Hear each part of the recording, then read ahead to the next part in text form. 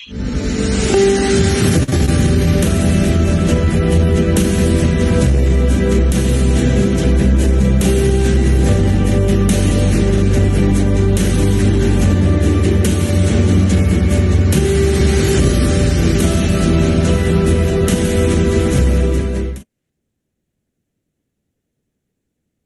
morning, one and all. We welcome you all for this online anesthesia program. This is anesthesia update program. We are successfully conducting it for past 2 years. First year was towards the postgraduate teaching program, and now it is an anesthesia update for freelancers. And this program is headed by Professor Dr. Edward Johnson, sir. So me, Dr. Rajesh from Meenakshi Mission Hospital, Madurai, I'm going to conduct the session today. And this session will be coordinated by Dr. Gomathi from Rajiv Gandhi General Hospital, Chennai. And she is an associate professor in the Department of Emergency Medicine. And madam has such a passionate work towards cadaveric transplants and the organ donation program. And she's a volunteer there, and she's doing phenomenal work there. And we welcome you, madam, for this program to coordinate. And today's session has a theme that how I do it, and it's related to onco surgeries. See, we had World Anesthesia Day celebration recently, and the motto of that World Anesthesia Day celebration was to create awareness towards anesthesia for onco surgery. So we selected the topic related to that. So we have two eminent speakers today to share their vision towards that, how I do it, related to anesthesia for breast surgery and anesthesia for upper airway malignancies. We have Dr. Hetal Vadera from Rajkot and Dr. Pritha Raj from Chennai. We welcome both of you for and also thank you for spending your valuable time with us in this auspicious Sunday. And on this outset, I like to thank our sponsors, Akrola, and the host, that is A1 Logistics, and media partner Anesthesia TV, because without them, it cannot be such a successful program for running for past 2 years. I thank all of them. And over to you, Gomathi madam, to conduct this. Thank you very much, Dr. Rajesh. A very bright Sunday and morning to all of you. Our first speaker of the day is Professor Dr. Hetal Vadera, and he is the head of the Department of Anesthesiology, Sterling Hospital, and he is speaking to us all the way from Rajkot on a Sunday morning. And his topic will be anesthesia for breast surgery and how he does it. So, are we ready, sir? Shall we start? But one more to add, sir is already conducting, he's having a separate YouTube channel, and he's so much dedicated to teaching the postgraduates and the freelancers, and he's having he had done a lot of works through the YouTube, and a lot of videos are available from him for us to get updated in every angle. And today he'll be talking on the breast surgery anesthesia. That's excellent. So I hope at the end of his presentation, he will share his links for the benefit of all our postgraduates who are watching us today. Will that be possible, sir? Yes, sir. Yes, madam. Definitely, we will do it. Thank you so much, sir. Over to you, sir.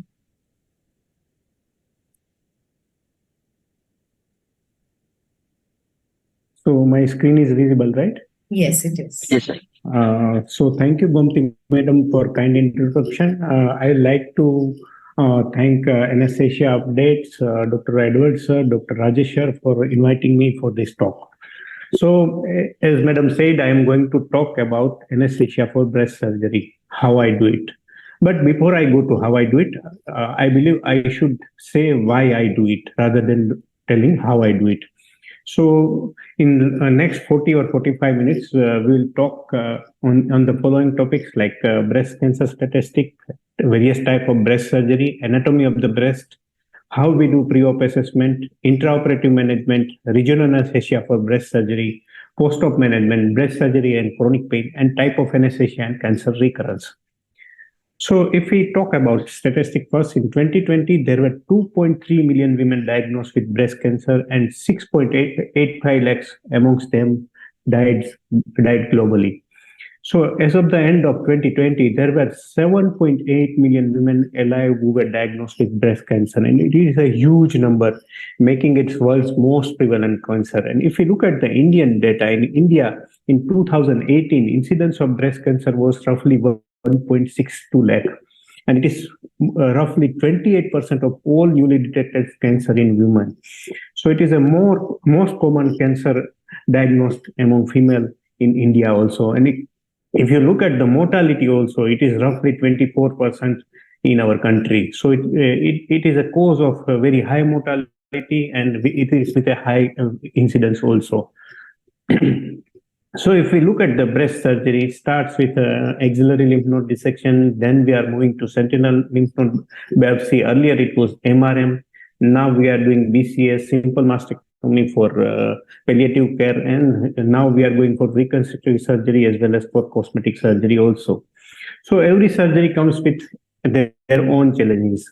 So like if we do axillary lymph node dissection in a patient, the patient has chances of lymphedema in the postoperative period, which will lead to swelling in the upper limb, and which can be the cause of concern in the patient. Upper limb sensory loss is commonly seen after axillary lymph node dissection, and patient have prolonged stay, prolonged drains for the drainage of the lymph after the surgery. So it has got higher morbidity. So now people are moving from axillary lymph node dissection to sentinel lymph node biopsy. So they initially do sentinel lymph node biopsy, and then they go for the axillary lymph node dissection if required. So in sentinel lymph node biopsy, basically the sentinel lymph node is the first node of the group of lymph nodes that drains from the primary cancer. So it is the first node or the group of lymph nodes that drains from the primary cancer, and that's why it is more likely to get metastatic disease.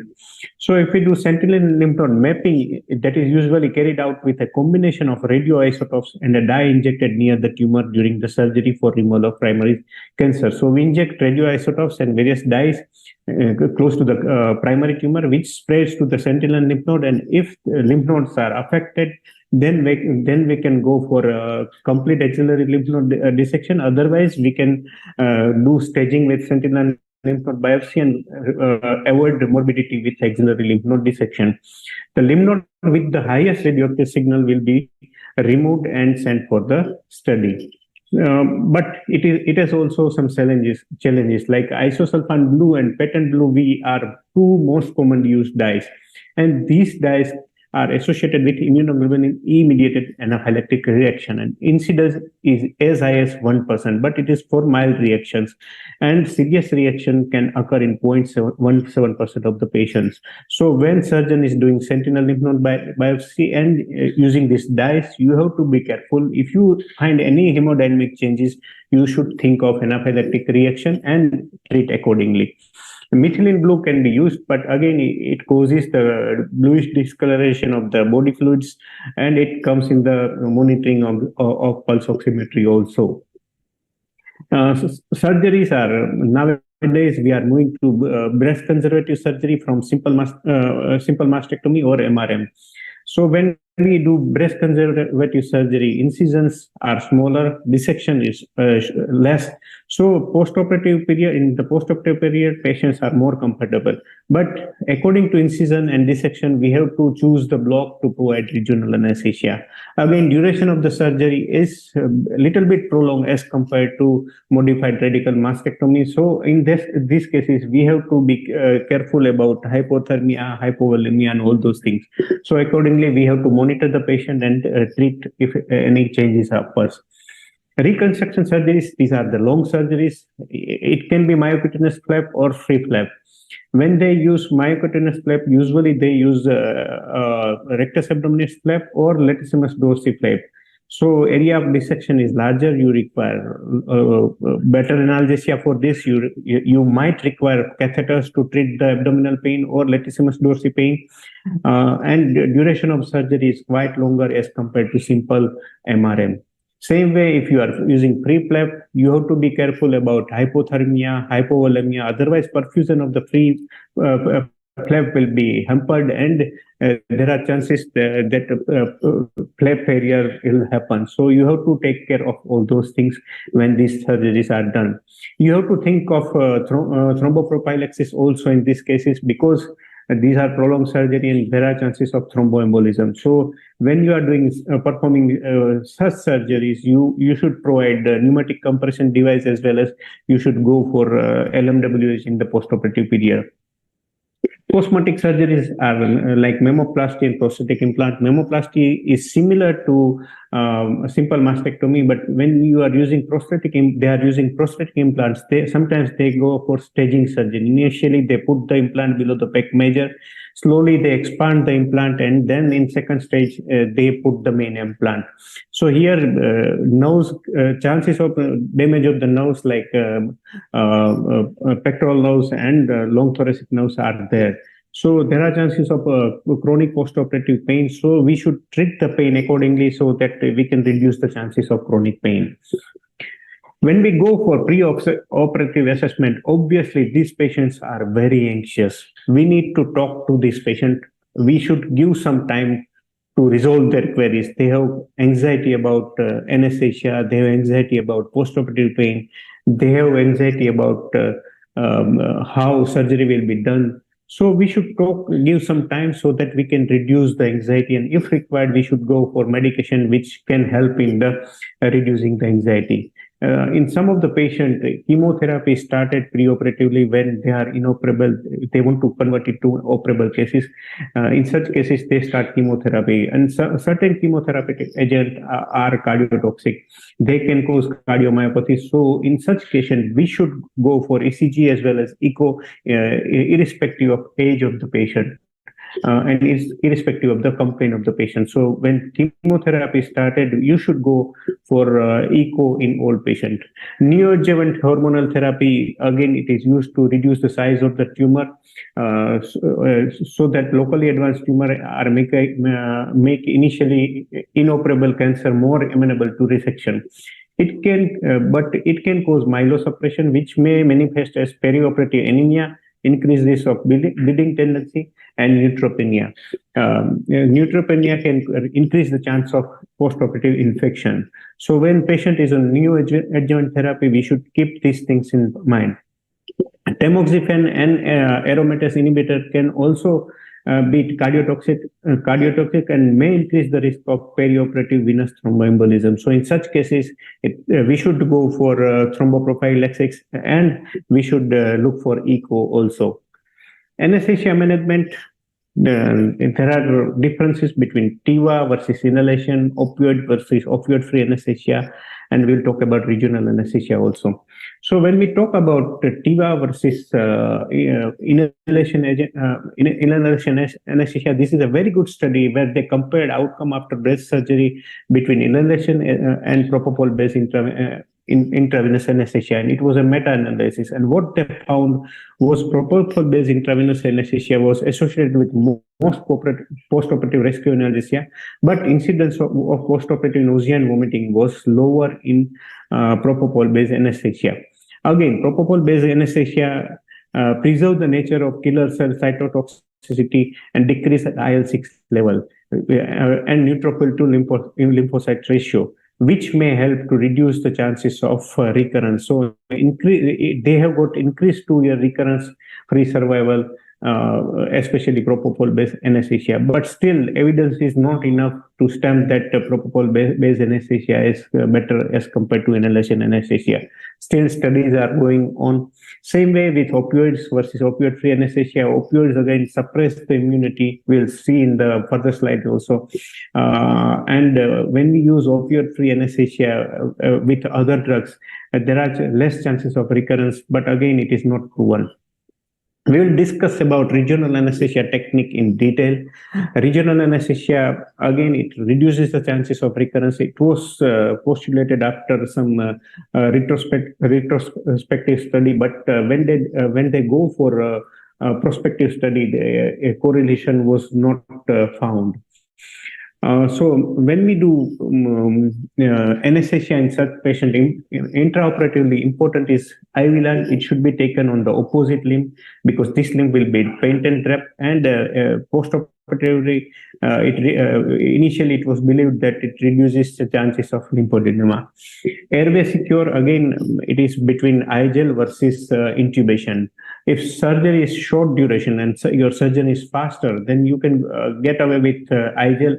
But if it is like LD flap or during surgery, if we require to change the position, it is better to secure the airway during the surgery because your airway will be under draps. So if your IGL get disturbed, then it is difficult to secure it again during the surgery. Position of the patient, again, it is mostly supine with abducted arm. So you should be careful about giving position so that there is no traction on the brachial plexus.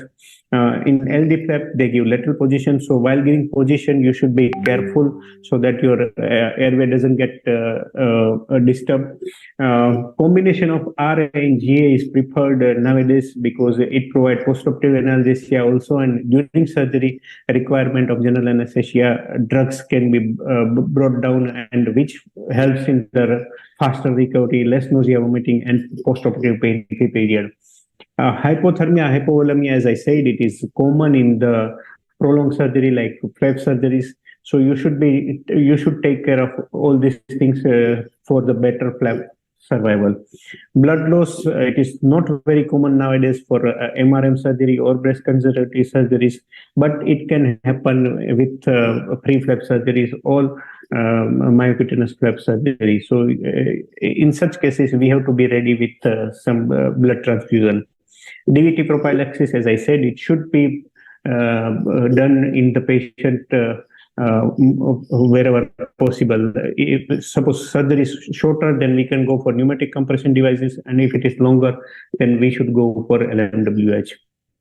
Regional anesthesia, this is very important topic, so we will discuss it in detail.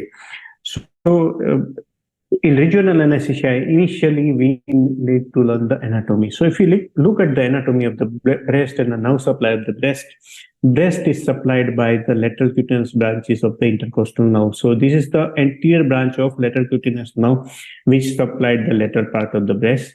This is anterior cutaneous branch of the intercostal nerve, and this is the lateral part of it, and it supplies the medial part of the breast. If you go down, here you can see this area is supplied by the supraclavicular nerves, and it is part of superficial cervical plexus. Again, this, as I said, this is medial branches, and these are the lateral branches.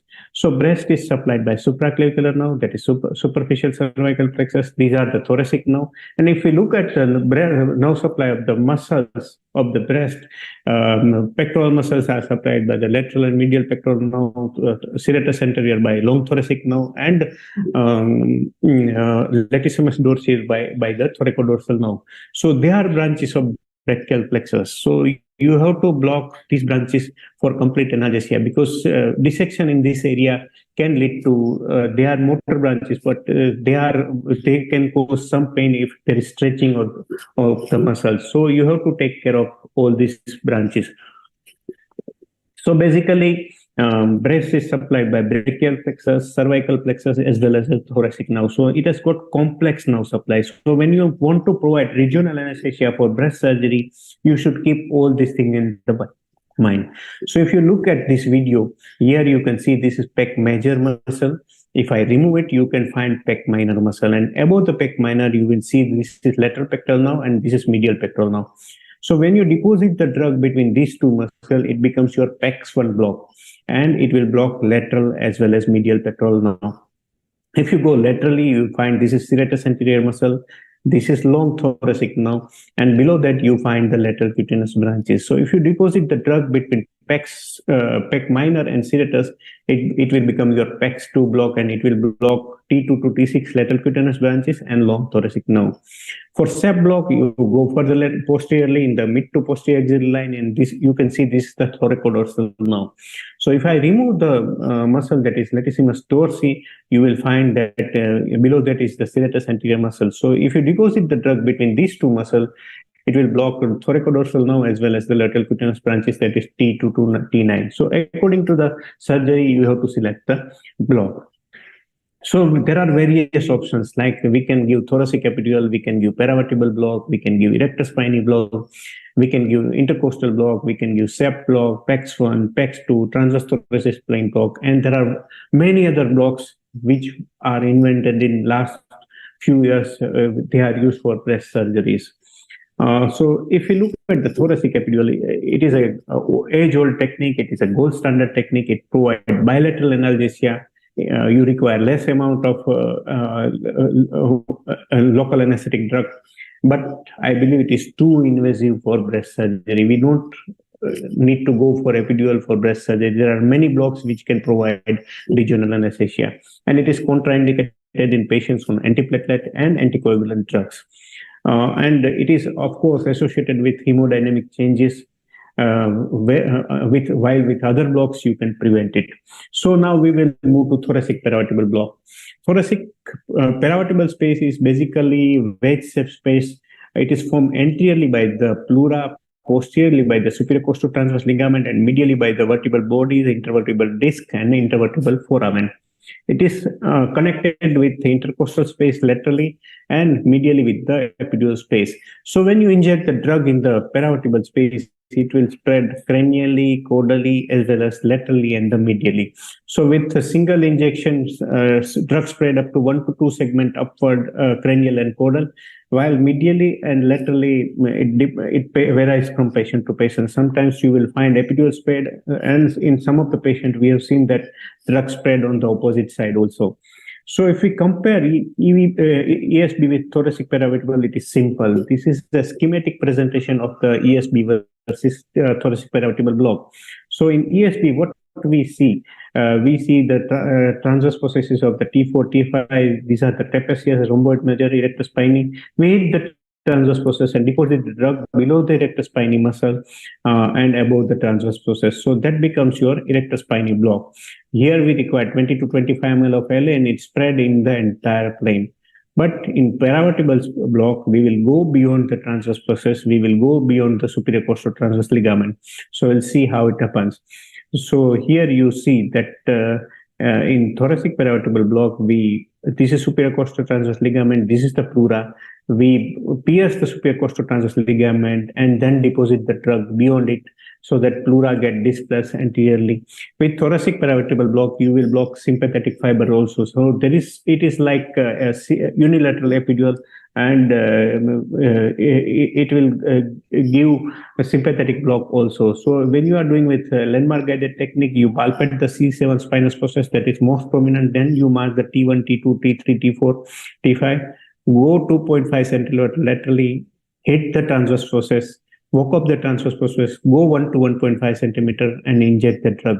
You require multiple injection for, especially when you want to give for surgical anesthesia, because drug doesn't spread more than 1 to 2 segment cranially and caudally. So it is better to go for T2, T4, T6 when you are using for surgical anesthesia. If you have ultrasound, you can check the spread and take your decision accordingly. So this is how I do ultrasound guided paravertebral block. I do with parasagittal technique with out of plane. These are the transverse processes of the patient. This is the pleura and this is superior costotransverse ligament. And here you can see my needle is coming out of plane. I will advance the needle and check the tissue movement. Here you can see the movement. I will advance the needle up to the superior costotransverse ligament. Now I've started injecting the drug, and you can see it is pushing the pleura anteriorly. So once pleura get displaced anteriorly, your drug is in the right place, and your drug will spread. You can see drug is spread at 1 space, 2 space higher, and it spreads caudally also. So if you are ultrasound, you can check the spread and you can take the decision accordingly. So why ESB has come over thoracic? ESB is basically simple. It is easy to perform with or without ultrasound, and it is safe because you are away from the pleura, so there are less chances of pneumothorax, and there is no hypotension as compared to thoracic paravertebral block. A mechanism of action, basically with ESB, you deposit the drug posterior to the transverse process and below the erector spinae muscle. So if you deposit the drug at the tip of the transverse process, it is said that it will definitely block the dorsal root, but drug will slowly seep into the paravertebral space through this area, this recess between superior costotransverse ligaments. So slowly drug will seep inside the thoracic paravertebral block space, and it will give effect similar to thoracic paravertebral block. But if you deposit the drug too medially, there are chances that you will miss the ventral root and there will be no analgesia. But nowadays, studies are coming that if you put a catheter in the erector spinae space and if you keep intermittent boluses, there are chances that you will have a better effect because you are giving intermittent boluses. This was another theory where they were saying that there is a costotransverse foramen through that drug goes into the paravertebral space. So there are various theories. We are not sure which is true, which is wrong, but erector spine block definitely works in some of the patients. Drug goes inside the paravertebral space, but you should deposit the drug at the tip of the transverse process. This is the block video of the erector spinae block. You can see this is the erector spinae muscle. This is trapezius, rhomboids, and erector spinae muscle. So you should hit the transverse process and simply deposit the drug, and drug will nicely spread in the entire plane because this is a facial plane and you require single injection only, and you have to deposit 20 to 25 ml of LA to cover the T1 to T6 segments. PEX1, PEX2 blocks and SAP blocks, they are described by Rafael Blanco in 2014 and 2015-2016. They basically block pectoral nerves, intercostal nerves, and long thoracic and thoracodorsal nerve. So indication PEX1 block, you should use it in patient with breast implant or pacemaker or a portacath insertion. PEX2 block is indicated in MRM with axillary dissection because it blocks up to T2 to T6, while SEP you can use where dissection is more lateral, like LD flap reconstruction, or it can be used in multiple rib fracture also. SEP provide analgesia from T2 to T9 along with thoracodorsal nerve, while PEX2 T2 to T5 and long thoracic nerve, while PEX1 gives blocks the lateral pectoral nerve and the medial pectoral nerve. So technique, as I said, we have to inject 10 ml of LA between pectoral major and pec minor in PEX1 block. In PEX2, you have to inject at least 20 ml because you want to spread drug from T2 to T6. So you have to deposit 20 ml of LA. While if you use SEP, inject 20 to 25 ml of LA between latissimus dorsi and serratus anterior, or in deep SEP block, you can deposit the drug between rib and the serratus anterior. So basically, these are high volume block. You can combine either PEX1 and PEX2 or PEX1 and SEP to provide complete analgesia. But again, supraclavicular nerves are spared, so for that you require some local infiltration and anterior cutaneous branches. We will see the next block. So when you are doing PEC block, you should start scanning from clavicle. You put the probe at the mid of the clavicle. You will see the clavicle. You will see the axillary vessel. This is PEC major muscle.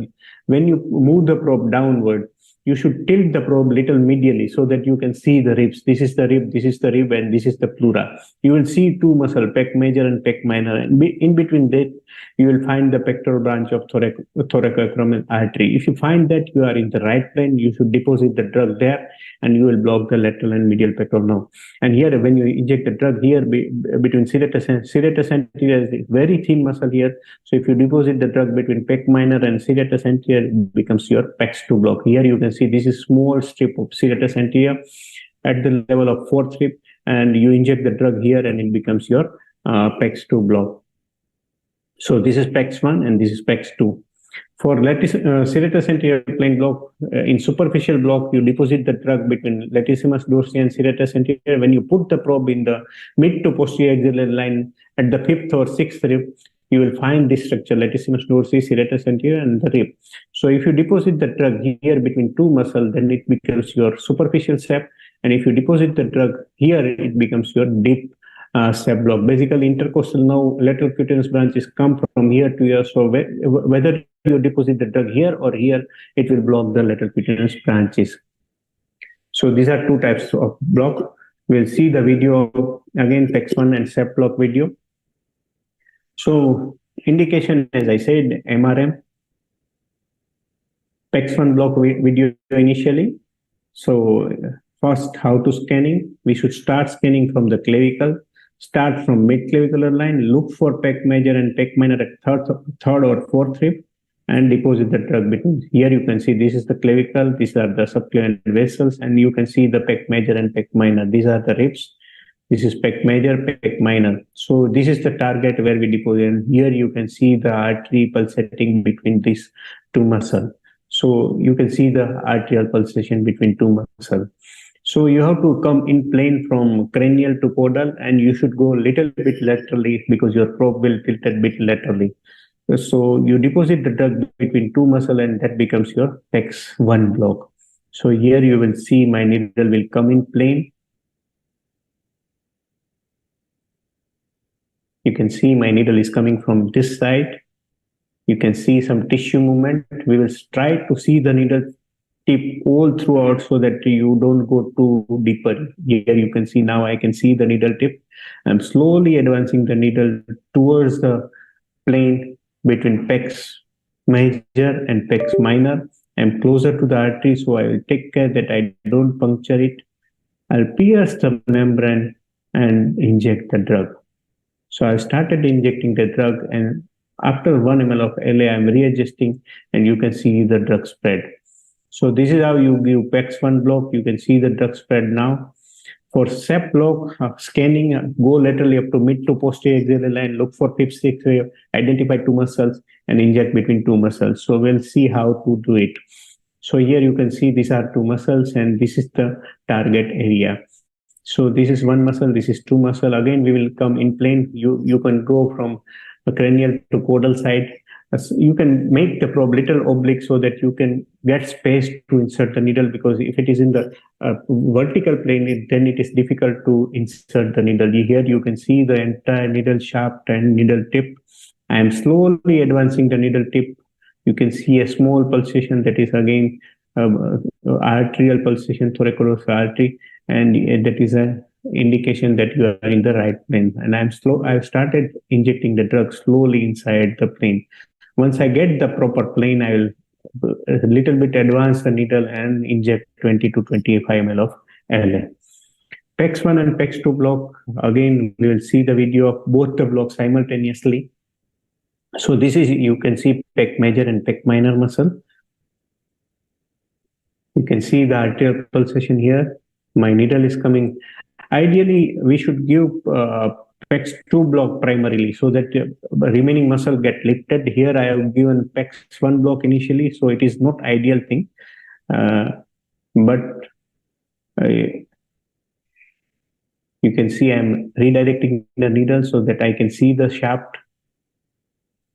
Once I'm in the right plane, I'll inject 10 ml of LA there. You can see the drug spread. I'm not properly in the plane, so I'm a bit advancing the needle. And now you can see in plane is getting nicely separated. So once I inject the drug there, 10 ml of LA there, then I will go for PEX2 block. This is serratus anterior, this is PEC minor. So this is the target area where I will inject the drug. So you will see the drug spread here also.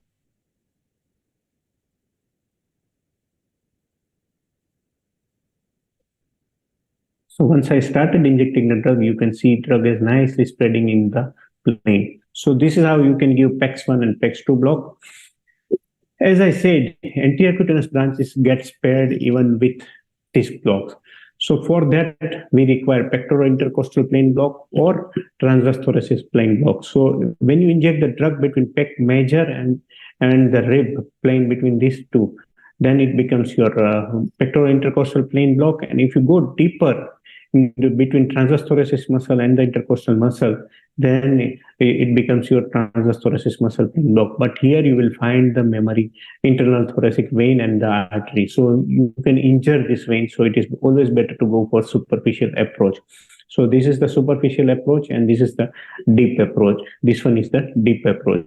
So you can use either to provide anterior cutaneous branches analgesia, or simply you can infiltrate in the parasternal area to complete the block. Supraclavicular now, as I said, they travel just above the clavicle, and there are multiple branches. So you have to just infiltrate above the clavicle. 5 to 7 of LA is enough, and it will block this now, and it will cover this area. Now, these are with ultrasound. So can we give this block with a landmark guided technique? Yes, you can give all this block with landmark guided technique.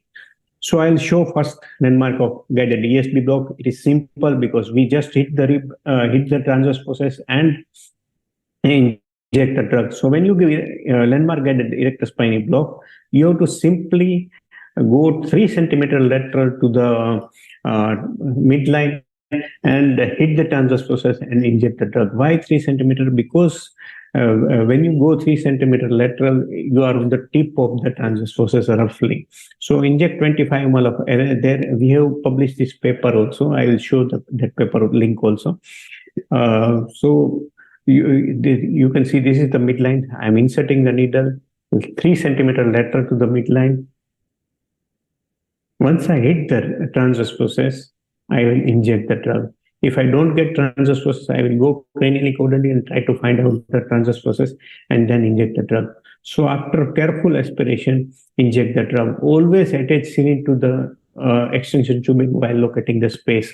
Because if you accidentally puncture the pleura and if your extension tubing is open to air, then there are chances of pneumothorax, because with inspiration, air will get sucked inside and which will cause pneumothorax. So always attach syringe while locating the space. Once you inject 20 ml of LA, careful aspiration is always important. And when we confirm with ultrasound, you can see drug is spread nicely above the transverse process and below the erector spinae muscle. So you can give this block very easily with landmark guided technique, or you can use IITV. And I'll say this is a very good block for spine surgery, and you can use it for breast surgery as well. This is LOR, thoracic paravertebral block. Again, you have to mark the spinous processes. This was nephrectomy. This is the 2.5 centimeter lateral to the midline.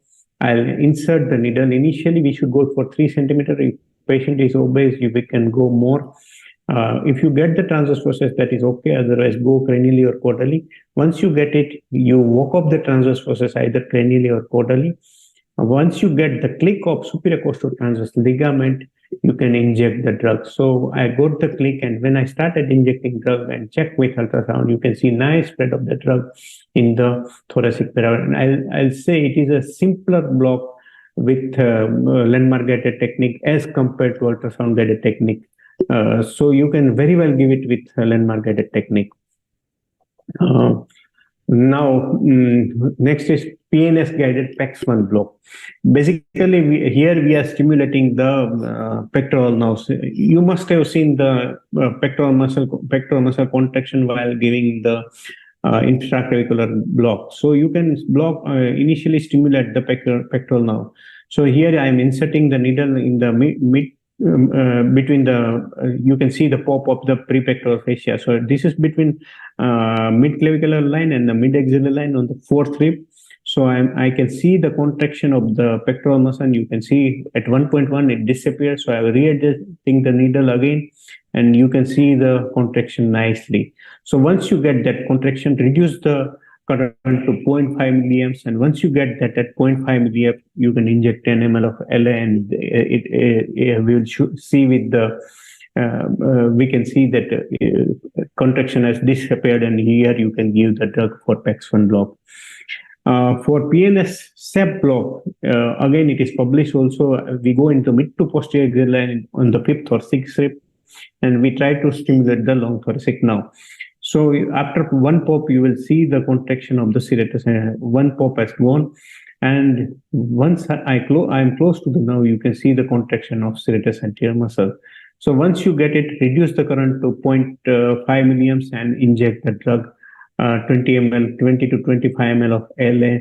at 0.5 milligrams. And once you start injecting the drug, because of positive Raj test, contraction will disappear, and you inject 20 ml of LA, 20 to 25 ml of LA, and it works really nicely. And if you confirm with ultrasound, your drug will in the right plane. This is the LOR PEX2 block. Again, it is a very simple block with LOR technique also, because there is a prepectoral fascia and the fascia between pec major and pec minor. So we have to fill the pop of those two fascia. So initially, I'll try to locate the fourth rib between the mid-clavicular and the anterior axillary line. I'll try to locate the rib. I attach the syringe to the needle so that if I accidentally puncture the pleura, there is no pneumothorax. So initially, sometimes you don't get, because breast is a fatty area and it is difficult. Now I'm on the rib. You can see it. So I will withdraw the needle up to the skin. Then I will fill the pop of prepectoral fascia. And once I fill the pop and advance the needle, and now I'm getting the second resistance, I will start injecting the drug. Again, I will advance the needle and hit the rib and inject 20 ml of Adayar. So after injecting this drug, I confirm with ultrasound whether drug was in the right plane or not. And I found that I was in the right plane. So you can see this is the drug between pec major and pec minor I'll show. Here you can see there is nice spread of the drug between two muscles. And then I check with for pec minor, and you can see the drug here as well. So with landmark guided technique also, this block can be given. Same way with LOR SEP block. This is a long video because this was a very obese patient. So this is basically mid-clavicular line and mid-axillary line and the post-axillary line. I am on the sixth. I am trying to palpate the sixth rib. When patient is obese, you have to palpate deep so that you can feel the rib. These are all live videos. I have not edited anything. So I took almost 1.5 minutes to locate the rib. You can see still I am not on the rib after 1.5 minutes. So, but you have to connect the syringe to the extension tubing while locating the rib. Once you hit the rib, you inject the drug and you will in the right plane. So after expiration, inject the drug. And if you confirm with ultrasound, you can see drug is spread nicely between rib and the serratus anterior muscle. So with landmark guided technique, you can give SEP block also. So all these blocks can be given with landmark guided technique. You will ask whether there is any evidence for this technique, because in literature you will find that these blocks are described with ultrasound guided technique also. This is the paper we have published, that is serratus anterior plane block with anatomical landmark guided technique. And there is another study also which is published after this. This is landmark guided erector spinae block, and there are two papers now. This is PNS guided serratus anterior plane block, and this is peripheral nerve stimulator guided PEX1 block. So these are the new blocks which can be given with PNS or landmark guided technique. But we should remember that these blocks are part of multimodal anesthesia. They don't provide complete anesthesia. Only thoracic paravertebral and thoracic epidural can provide the surgical anesthesia. So if you want to do surgery in high-risk patient under anesthesia, under regional anesthesia only, then you should go either for thoracic epidural or for thoracic paravertebral block. Remaining block are for the somatic innervation only, and they provide anesthesia, but you have to combine with other drugs. These are high volume blocks. So you have to, suppose if you are giving a PEX1 along with SEP, you require 30 to 40 ml of LA. So better to dilute the drug, like you can use 0.25% bupivacaine and ropivacaine, and accordingly you can use it. Thoracic segmental spinal anesthesia, this is emerging like anything in our country. Here they are using isobaric drug, and they are injecting the drug at the level of T5, T6, or even at a higher level. Conventionally, we were taught that spinal is given below the L1 only. But now they have come with MIR study also, where they proved that there is enough space behind the cord in the thoracic area also. But here the angle will be 50 degrees. So you have to slowly advance the needle, and you should make it confirm that you don't injure the cord. So slowly there are studies coming up with this technique also, but frankly speaking, I haven't used for breast surgeries. I prefer GA along with blocks only. Prospect guideline for oncological breast surgery. These are basically guidelines. The aim of this guideline was to evaluate an available literature and develop recommendation for optimal pain management after oncological breast surgery. They have developed guideline for or surgery like knee surgery or abdominal surgery. So they have prepared guideline with available literature, and for breast they say that recommendation are for minor surgery preoperatively we should go for paracetamol and conventional NSAID or COX-2 selective inhibitor. You can give gabapentin and it has got grade A evidence. Dexamethasone is very good. It prolongs the blocks effect.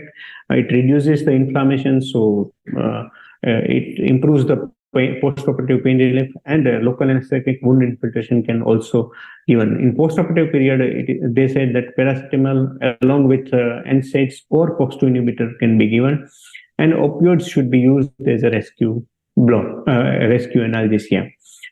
For major breast surgery, they recommend that in preoperative period we should give paracetamol along with NSAID or COX-2 inhibitor, gabapentin again, dexamethasone. They recommended intraoperatively paravertebral block as grade A evidence. But when it is contraindicated because it is a deep block, if a patient is on antiplatelet, it is contraindicated, then we should go for PEX block, and local anesthetic infiltration also works. Post-op again, paracetamol with NSAID or COX-2 inhibitor, opioids as rescue, and we can give continue paravertebral block by putting the catheter also. So these are the prospect guidelines for pain management in the oncological breast surgery. We'll talk very short, in very brief about the post-mastectomy pain syndrome and chronic post-surgical pain. Chronic post-surgical pain it has got very high incidence, like 20 to 50% of the patients have chronic post-surgical pain in the thoracic breast surgery patients. So it is quite high. So if we provide preemptive analgesia, it was initially thought that it may prevent the chronic post-surgical pain by limiting the nervous system remodeling. And when we use multimodal approach, anti-inflammatory drugs are used for primary hyperalgesia while regional anesthesia for secondary hyperalgesia. It may limit transition from acute to chronic pain in certain study. Like here in this study, they said that paravertebral block, they conclude that CPSP was not found significantly prevented by PVV after BCS, despite limitation included in the study.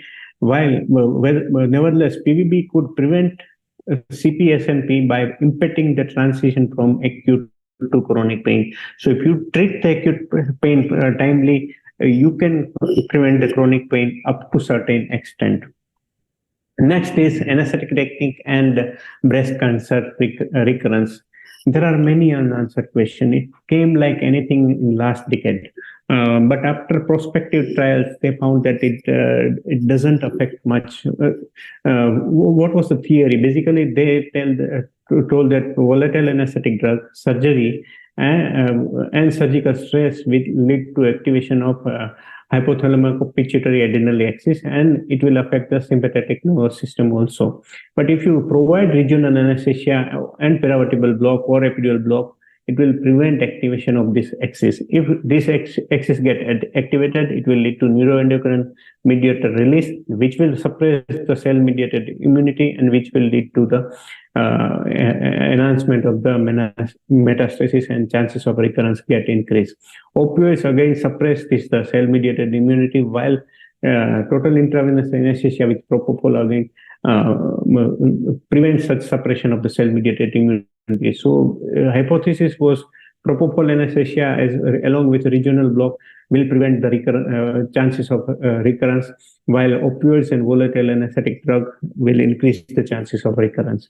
But when they did the prospective study, it was concluded that it is not that beneficial.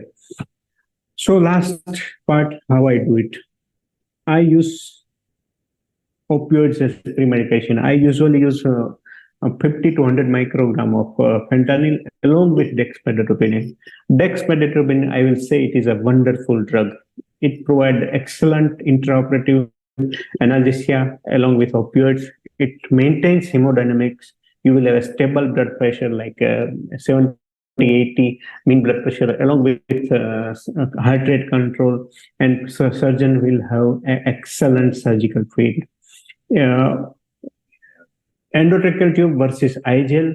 I usually prefer endotracheal tube because they cover the head with drapes while doing the breast surgery. So sometimes when iGel get dislodged, it becomes very difficult. So I prefer endotracheal tube as compared to iGel.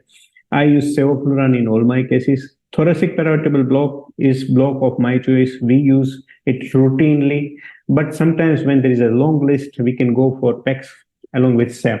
Because thoracic paravertebral block you need to change the position after induction of the anesthesia, and it takes little longer time. Multimodal anesthesia, I prefer to give NSAID along with paracetamol at the end of the surgery along with tramadol, and it works well for me.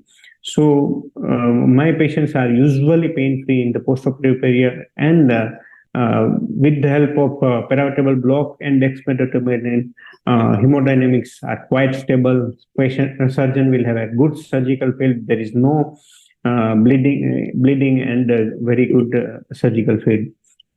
So to conclude the thing, prevalence of breast cancer is increasing all across the globe.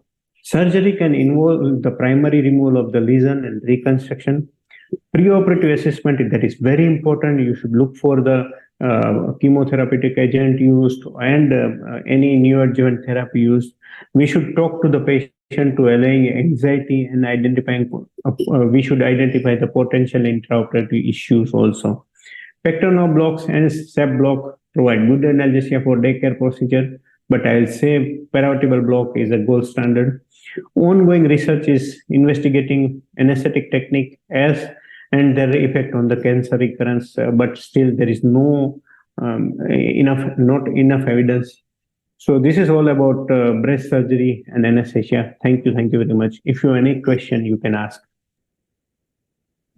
Excellent presentation. I should absolutely say a fantastic teacher. You have covered the landmark procedures, the peripheral nerve stimulator, and the ultrasound guided techniques so beautifully. Excellent. And thank you, through your lectures, we could see you are a very safe anesthesiologist, starting from saying, don't start an IV line on the same side of the surgery and always go for an endotracheal tube instead of an iGel. So you are excellent. Excellent done, sir. We have one question from Dr. Abhishek Nag, and he says, what is the percentage prevention of chance of cancer recurrence with propofol-based anesthesia? Actually, they found some 20% of the difference between propofol anesthesia as well as opioids when they were using sevoflurane along with the opioids. But it was a retrospective study. So they went for prospective surgery at multi-centers. And after doing that prospective surgery in 2011 or so, they found that there is no actual difference between recurrence rate between these two techniques. So there is not enough evidence because of microscopic anatomy and all these factors. They thought that it might affect the recurrence rate, but when they went for the prospective study, there is actually no difference between these two techniques. Okay, sir. Good, sir. This is my question. What will be the choice of your local anesthetics which you will choose, sir?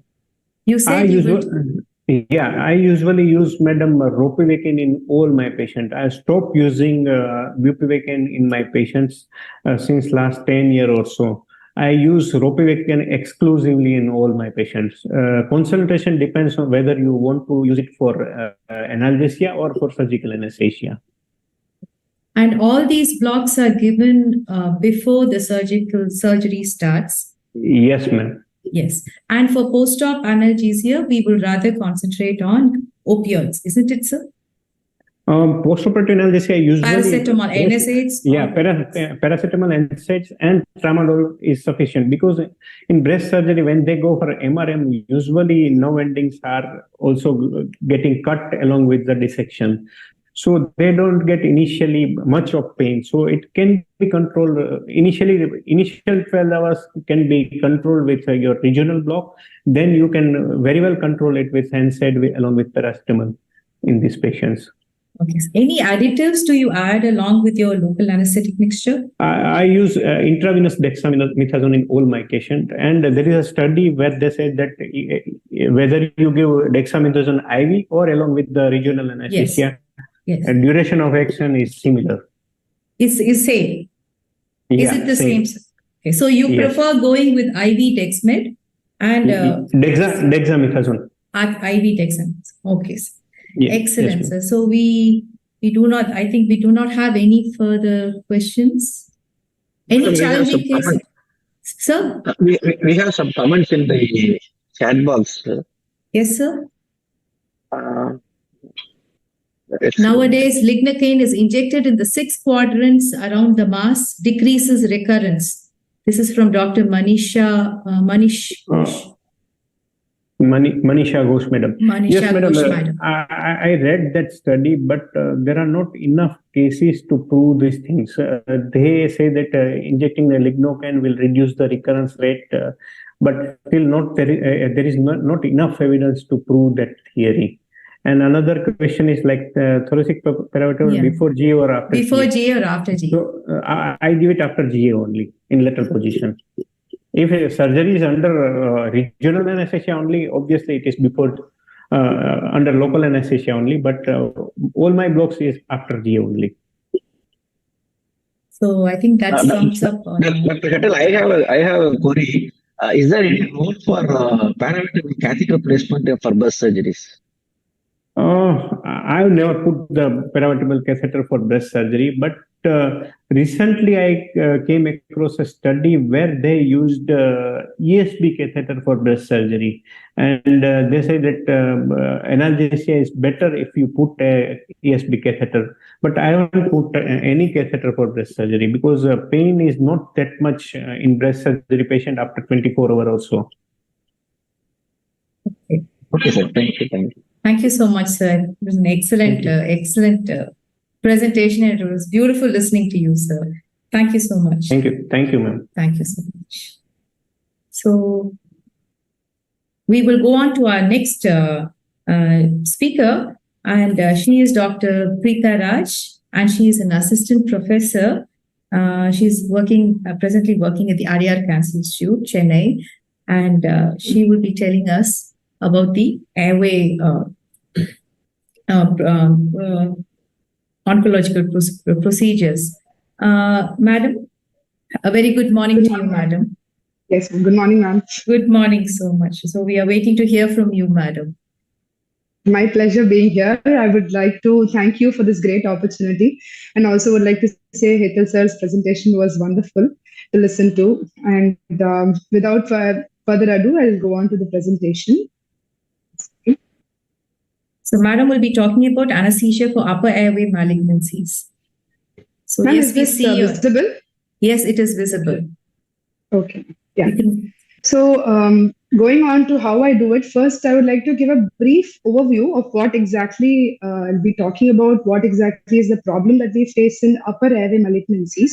So we'll speak about the surgical overview of what all diseases, where all the malignancy can occur, and what treatment options are available, and how we can help in that. And how do we prepare these patients for surgery, and how exactly to go about anesthesia, and what are the clinical scenarios that we face, and how I did it in these scenarios.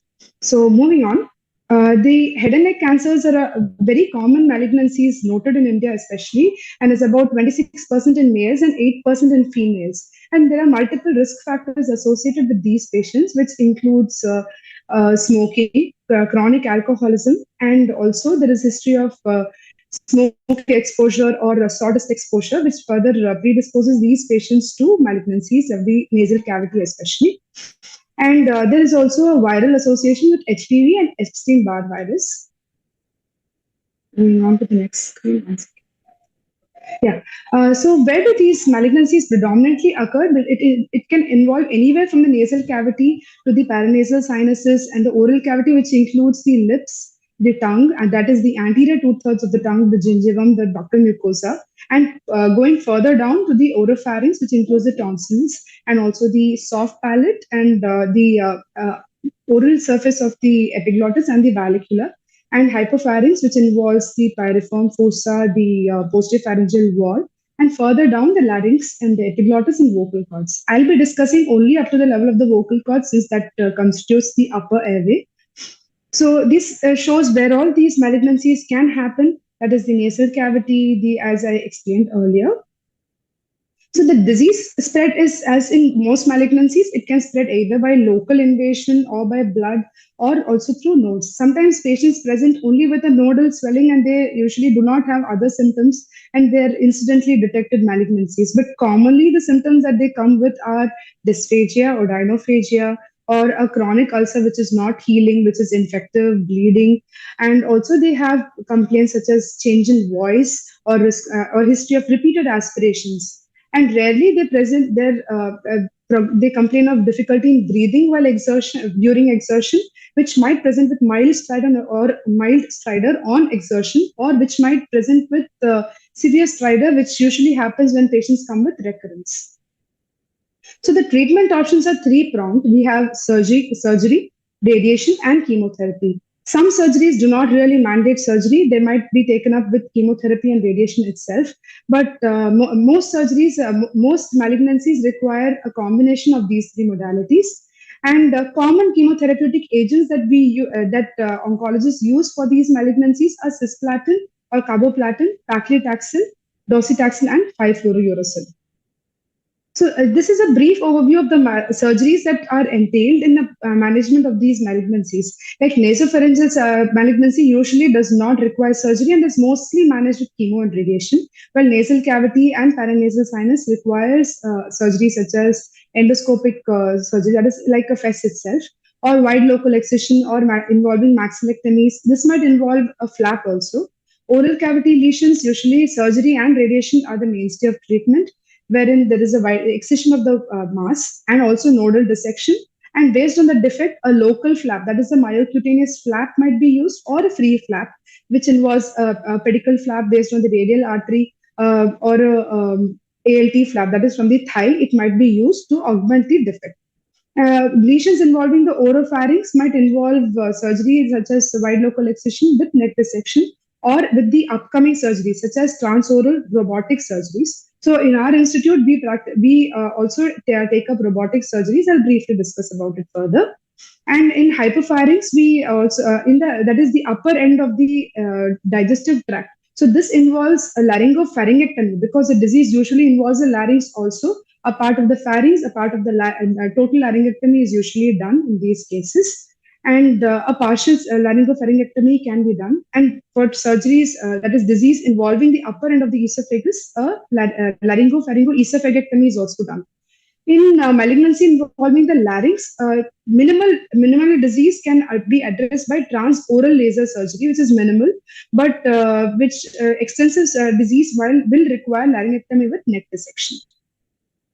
This is in conjunction with further treatment with chemo or radiation. They might be treated with chemo and then come for surgery, or they may have undergone radiation and come for surgery. So this is a very important point to note, because this impacts our airway management significantly.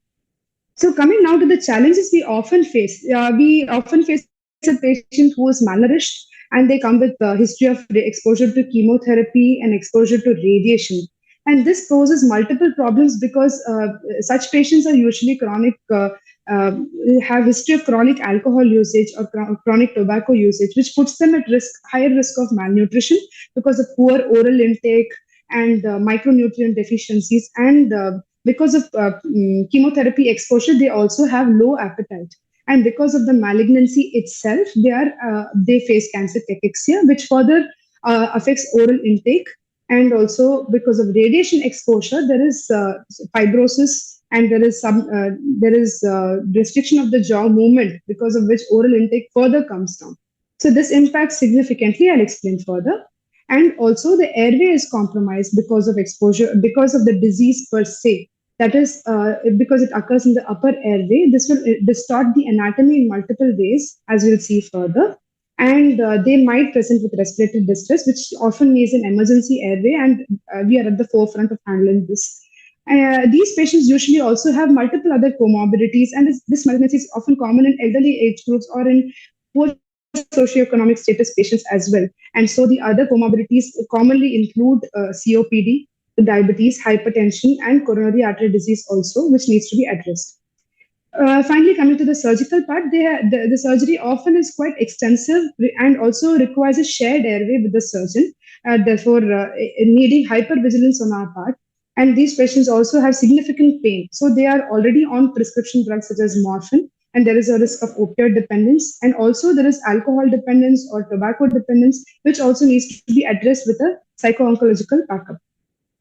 Finally, we'll discuss about, we also face dilemmas regarding extubation. When do we extubate these patients and what are the crises we can anticipate? So we'll discuss on that also. So malnutrition, as I said, it's very important to address because they are often anemic and they have severe dyselectrolytemias because of poor oral intake. And statistics have shown that these patients, when malnourished, have a higher incidence of unexpected hospitalizations, and also it has a poorer impact on recovery from surgery and prolonged length of stay in the hospital. So what we need to know as anesthesiologists is we have to note the dyselectrolytemia, which we will pick up usually on the PAC, and that has to be optimized. Because when we then reinitiate feeding, enteral feeding, they are at higher risk of refeeding syndrome that presents with further worsening of dyselectrolytemia, such as hypokalemia, hypophosphatemia, and hypomagnesemia. And cardiac decompensation can also happen in these patients. So when they're chronically malnourished or there is a weight loss of more than 10%, we have to be very vigilant about this entity. And also request the surgical team or involve the dietary department also to further counsel these patients and also initiate nutritional recommendations. And we also start them on oral hematinics to improve the hemoglobin also. So mostly they require enteral feeding only, and that can be achieved by placing a nasogastric tube. In the case that is not possible or they're severely malnourished, admitting these patients and hydrating them and then correcting the electrolyte disturbance and then supplementing with parenteral nutrition really helps. Chemotherapy and radiotherapy have significant impact on anesthetic management, and I will just talk briefly on what we need to keep in mind. Usually, the most common side effects of the agents used are myelosuppression and cardiomyopathy and neuropathy. So these, so it becomes important to note the hemogram when they come for surgery. Usually the counts are low, and these patients present for surgery within 2 to 3 weeks of chemotherapy exposure. So that has to be optimized, and if required, medical oncological review should be sought. And also very important to take a 2D echo post-chemo exposure to know the cardiac status.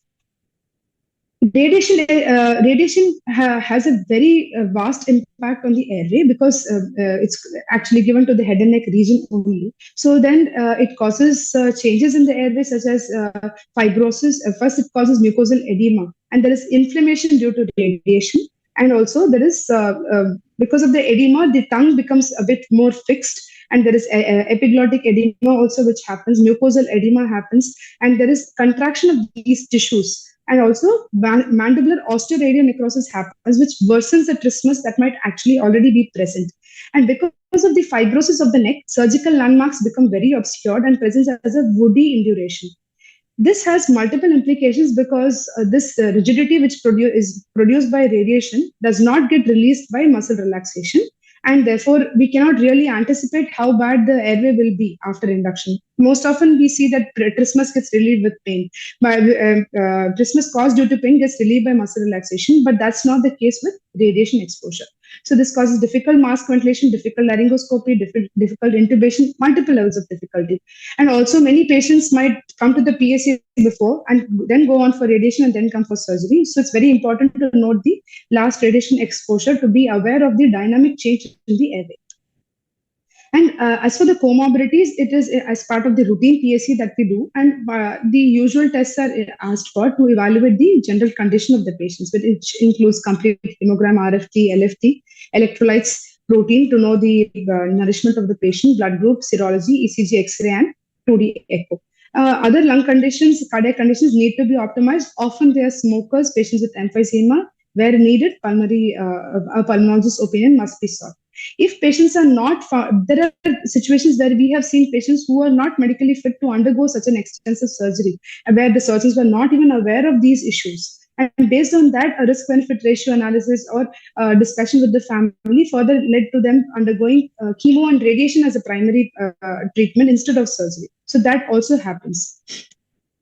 So now coming to the crux of this talk today, airway management. So there are many challenges, but this is the main problem we face with head and neck malignancies. We'll briefly see how we can plan the airway safely so that we can take care of the patient through and through. So first, how do we plan this, basically? The planning starts from the time the patient comes to the PAC, and there are a lot of imaging which is done as part of the malignancy workup by the surgical team itself. That itself will give you all the information you need for planning the anesthesia, planning the airway for the patient. So, and it's also very important to be a team player and discuss with the surgeon as to what exact modality is planned, what exactly is planned for the surgical treatment itself, what is required during the surgery, and what are the options that we can use, whether they want to retain the tube, whether they would like to extubate on table. We usually discuss. And also, it is important to know where all we can encounter the difficulty so that we can keep our resources available based on that. So what are the common causes which complicate airway in a head and neck malignancy include the treatment per se, that is radiation itself causes changes, and many patients come with recurrence. So they would have already undergone a few surgeries before. That can complicate complicate the airway multiple times in the present scenario. They also might have comorbidities such as diabetes, rheumatoid arthritis, or cervical spondylosis, which will further complicate your decision making. And the malignancy itself, as I said, it can the patients can have poor mouth opening, that is trismus, poor dental conditions, submucosal fibrosis, vocal cord lesions, or friable lesions in the oral cavity, which will impair your access to the airway itself. And the anatomy, that is post-radiation, also surgical anatomy or landmarks can be disfigured. And other normal and anatomical issues such as receding jaw, increased buccal pad of fat, obesity can also complicate the difficult airway scenario. And physiologically, elderly patients are known to have more difficult airways. So this was found in a study that I found while I was going through for this presentation, that these are the common factors which include, which cause a difficulty in these patients. They're elderly with comorbid conditions and anatomical variations as well, and the malignancy itself. So this, I collected a few images of patients that usually we see. These are not exact images of patients I have seen, but similar to what we see with submucosal fibrosis, with poor dental conditions, with negligible mouth opening, or with restricted mouth opening where you can't, where it's a gray zone, whether should we go for awake intubation or a sleep intubation. And post-radiation neck, where there is the anatomical landmarks are also very obscure, that even the surgeon finds it difficult to go for an electrotracheostomy. So coming to the airway plan, how do we decide upon this? Clinical examination is very important, though it might sometimes be redundant, but nevertheless, it is important to do it. Look at usual Mallampati classification should be undertaken if mouth opening is adequate or not. And for jaw movement, jaw protrusion, and tongue protrusion, because many times the disease itself can cause infiltration and ankyloglossia. And if possible, note the site of the lesion, extent of the lesion, and also ask for history, whether the patient has any difficulty in breathing because of since the onset of disease, and any possibility of bleeding. And relevant imaging and the last date of the relevant imaging is very important to note, because always remember that cancer is a very dynamic disease. There are cases where investigations were done 10 days ago, and when the patient came for surgery, the disease had progressed and the airway had become difficult. So the airway plan completely changed on table. So always look for endoscopic findings. Often head and neck malignancies, they are definitely evaluated by a video nasal endoscopy, which is done preoperatively. So note these findings to know what is the site of the lesion, how bad is it, how vascular it is, and also the glottic chink and the vocal cord status. So this is a brief summary I found of the sequelae of head and neck cancer treatment, that is, as I've already discussed. Another important point to note in radiation damage to the airway include that there is baroreceptor damage also might be present, which will cause autonomic instability. And also these patients usually have hypothyroidism also because of radiation exposure. So that also has to be optimized prior to surgery. And neck dissection, patients who have undergone neck dissection, they might also have undiagnosed injuries to the nerves, lower cranial nerves, such as the glossopharyngeal and 10th cranial nerve, because of close proximity to the nodal structures in the neck. So the goals of airway management. First and foremost is keep it as simple and safe as possible. At all times, safety of the patient is most important. And very important to be a team player and ask for help. So these are the basic crux. As in any difficult airway, this is what we practice. If a difficult airway is anticipated, and in these patients, most of the times it is an anticipated difficult airway, so please have backup at all times. So our goal is to ensure patients' comfort and cooperation. So this we achieve by speaking to the patient beforehand as to what they can expect, and to provide a clear surgical field during surgery and ensure uninterrupted oxygenation and ventilation.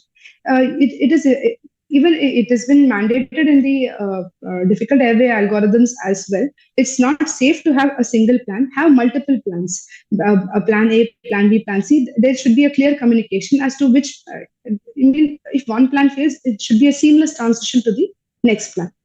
And always be aware that you are sharing an airway with the surgeon, and that has to be the first priority at all points of time during the surgery. So there are multiple factors that can increase the risk of an unanticipated intubation or a failed intubation. So for this, it is very important to keep the patient's safety as a first priority and to not try any new techniques in a difficult airway. And always keep an experienced person in the loop of your information, in the situation, and to take their help. And be aware that the airway status is very dynamic. Be aware of that at all points of times. So how I go about it, I usually define the obstacle which I'm likely to face in this situation. So based on the patient's surgical lesion itself, we will know whether there can be a difficult mask ventilation or will mask ventilation be possible or not. So define it as difficult mask ventilation possible or not, and laryngoscopy, will it be conventional laryngoscopy will be suitable for the patient or not based on the mouth opening. And also, if I need video laryngoscopy, I would get those equipments ready for the intubation of the patient. And also, if these are not possible, do I go with awake intubation or asleep intubation? How do I do that? And based on the surgical landmarks, if all the above factors are not feasible, then I would keep the discuss with the surgeon for a awake tracheostomy as far as possible. Always would also look for the feasibility of front of neck access when it is not, when everything else fails and a front of neck access is required. That also needs to be kept at the back of mind. Okay, and backup is always have an experienced anesthetist also available with you, at least in the nearby OT. You can inform that I am going ahead with this patient. If needed, I will need you for help. So the options available to me, options usually available are routine GA, that is in an uncomplicated airway, go for nasotracheal or orotracheal intubation, usually based on the surgical requirement. Different laryngoscopes can be used, and based on your skill or based on the examination of the patient. And the next option available is awake laryngoscopy, where there is a gray zone, whether should we go for a normal conventional laryngoscopy or fiber optic intubation. And awake laryngoscopy can be attempted. But in this situation, it is very important to be aware that bag and mask ventilation should be definitely possible. So topicalize the airway, and with minimal sedation, a video laryngoscopy can be done, a chexscopy as we usually say, to look at the oral cavity, to look at the glottic structures if intubation will be possible. Then comes the gold standard, which is awake FOB, and based on the skill of the operating anesthesiologist, we can decide whether you want to go ahead with asleep or awake intubation. Finally, there are elective tracheostomy, which is the safest of possible options. And patients coming with previous tracheostomy, we often change over to a reinforced tube because handling structures is more difficult with a tracheostomy during surgery. And usually in these upper airway malignancies, a retrograde intubation is not really preferred, and submental intubations are a relative contraindication because they carry higher risk of development of orocutaneous fistula. So we usually don't practice this technique. So here I just want to add a word about video laryngoscopes. They are becoming more popular now because they have a higher incidence of a successful intubation in the very first attempt compared to conventional laryngoscopy. But there is something very important to note, to take it with a pinch of salt. The kind of video laryngoscope you have will definitely influence the success ratio success you will face with intubation.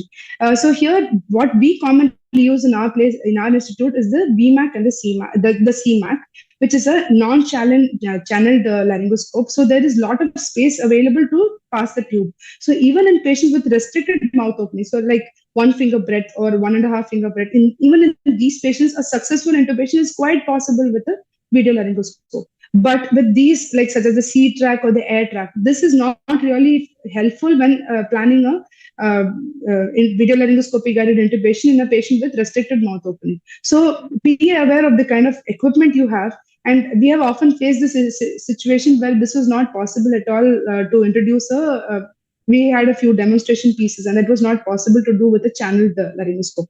So be aware of this. Okay. Now, another thing is we have to have the plan of rescue oxygenation when attempting a difficult airway in such patients. So one is when going for conventional induction, then pre-oxygenate very well, that is up to 3 to 4 minutes prior to induction. And also when attempting an awake fiber optic intubation, usually we use nasal prongs to oxygenate the patient so that they're adequately pre-oxygenated. And when the patients have multiple comorbidities and you fear there is a risk of apnea or hypoxia, we often use high frequency nasal cannulae to increase the oxygen reserve. And when bag and mask ventilation is possible, please use that. When a difficult laryngoscopy or intubation is encountered, switch over to bag and mask to increase the oxygen reserves. Supraglottic airway has very limited role in these patients because usually the mouth opening is not adequate or there is a big lesion in the oral cavity. Placing an SGA will further cause bleeding. So this is usually a very limited option in upper airway malignancy. So it's not really a backup plan to have a supraglottic airway insertion. As far as surgical airway is concerned, there are two options available: a cricothyrotomy and tracheostomy. I will discuss about cricothyrotomy further down the slides. So coming on for the decisions for awake intubation, if you feel that the airway, usually this is what I do when the airway is, I feel there is a gray zone and the mouth opening is doubtful, then it's better to go straight away with an awake intubation. There is no point in risking in inducing the patient and then finally deciding that it's not possible. Then doing an fiber optic intubation under GA becomes very stressful. So there are some factors which will guide whether this will be feasible or not. So some factors which definitely go in the favor of awake FOB include prior surgery, like where there are some patients who have undergone free flaps or a local flap, but come with recurrence. So these patients straight away, they go for fiber optic intubations. And patients with severe trismus, where there is no mouth opening, definitely go for FOB, or there is a periglottic growth, or even when there is adequate mouth opening, but there is a very obvious mass, a vallicular mass which is present, or a bulky tongue. These conditions also mandate a FOB guided intubation. And also there is history of prior RT or the surgical access to the airway is very difficult. In those situations, better to go with awake FOB. But there are some contraindications for FOB as well, where there is an agitated patient coming in severe stridor. In these situations, it's not really safe to attempt a FOB guided intubation because when patients have severe stridor, already the glottic chink will be obstructed. In those situations, putting a FOB will further narrow the glottic opening and cause a cork in bottle effect. There are some patients who when it is attempted, patients might go into bradycardia or an arrest also. So better to avoid FOB and go for a surgical airway in those conditions. And also it doesn't have much role in subglottic tumors also, better to avoid it. In agitated patients, topicalization with LA also can trigger a laryngospasm. So always have surgical backup in such conditions.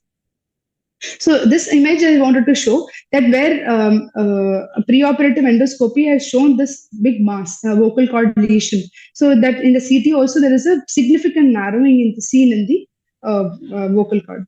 So this will not usually be amenable for an FOB. So better to go for a lower airway access.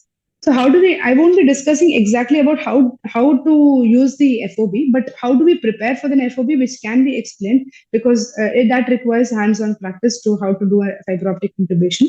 But how do we prepare patients for an FOB is that we usually counsel the patients a day before as to what they have to expect. And often patients are aware because they've already undergone an endoscopy, they're usually aware as to what is to be done and get their consent. And on the day of the procedure, we give a dose of glycopyrrolate if they can tolerate the tachycardia. Like cardiac compromised patients, we avoid this step, giving injection glycopyrrolate in the recovery room, and also start a low dose of dexmedetomidine for sedation, procedural sedation. That is 1 microgram per kg over 10 minutes. And based on the patient's body weight, calculate the lignocaine dose. So for topicalization, 8 to 9 milligram per kg of lignocaine can be safely given. But working within these limits, we topicalize the airway with nebulization with 4% lignocaine, spraying the oral cavity with 10% of lignocaine. So each puff with a 10% lignocaine is around 10 mg. So safely 7 to 8 puffs can be given in the oral cavity, and also lubricating the nasal cavity with lignocaine jelly and using a nasal decongestant really helps. So once that is anesthetized, a nasopharyngeal airway of appropriate size is placed to further dilate airways to ease the passage of the air.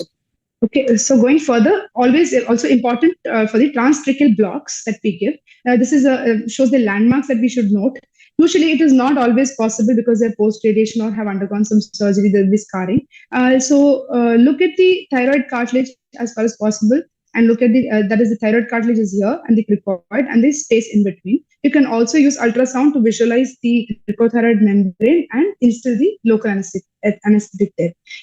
We often use a 2 ml syringe, a hypodermic needle, and once the airway air bubbles come into the syringe, then the drug is given. So the risk is that you can injure the posterior wall of the trachea. So you can also use a Venflon to administer the blocks. Usually we avoid other blocks because of the risk of, if there is a malignancy in the upper airway, giving a block near the hyoid can sometimes cause an injury. So we usually avoid that because of the vascular structures in the closer area. So we avoid that. So the transtracheal blocks are safe to perform. So sedation, as I said, minimal sedation is what we use as safe because it's safe and spontaneous ventilation is maintained. And usually for procedural sedation, propofol is better avoided because it carries the risk of apnea and hypoventilation and hypoxia. And very, very important, check all the equipment, airway equipment, suction, and also make sure the surgeon is already there in the OT before you start the endoscopy. So it's very important to have certain things in place to ensure a successful intubation with well-oxygenated, well-sedated patient with adequate topical anesthesia, because all these factors will affect the intubation process. So there are some problems which can happen during a fiber optic intubation, which can be complicated. There can be bleeding and this inadequate anesthesia causing an agitated patient. And you might have difficulty in passing the tube through the nasal cavity itself because of the size variation. And sometimes when the tube is bigger than the fiber optic scope, it can get hinged on the glottic structures and not pass inside, where a patient starts coughing also. So that becomes difficult. So choose the size of the tube adequately. And when there is a subglottic edema or there is a laryngeal mass itself, so that brings us to the point again that we have to choose the patients correctly. So these are the managing procedural complications. As I said earlier, we have to oxygenate well, sedate optimally, and topicalize optimally, and also limit attempts and call for experienced help whenever required. That is, avoid task fixation, that I should do it. No, that's not the scenario. Always take help when in trouble. So coming now to the anesthetic management in general. For intraoperative monitoring, usually standard monitoring is, go ahead with the standard monitoring as per ASA standards. Invasive monitoring, we choose only based on the comorbidities. And if there is a need for hypotensive anesthesia, we use invasive BP monitoring. Airway, as I discussed earlier, we plan the airway and go ahead with that. And the choice of endotracheal tube is very important. So for example, if it's going to be a nasotracheal tube planning for delayed extubation, you can use a normal PVC tube or a reinforced tube based on the resources available. And if it is going to be a surgery involving a lot of movement, then go for a reinforced flexometallic tube itself. And if it's going to be, we are going to replace the tracheostomy tube, then go for a reinforced tube. And for laser surgeries, we go for a laser resistant tube, that is the laser flex tube.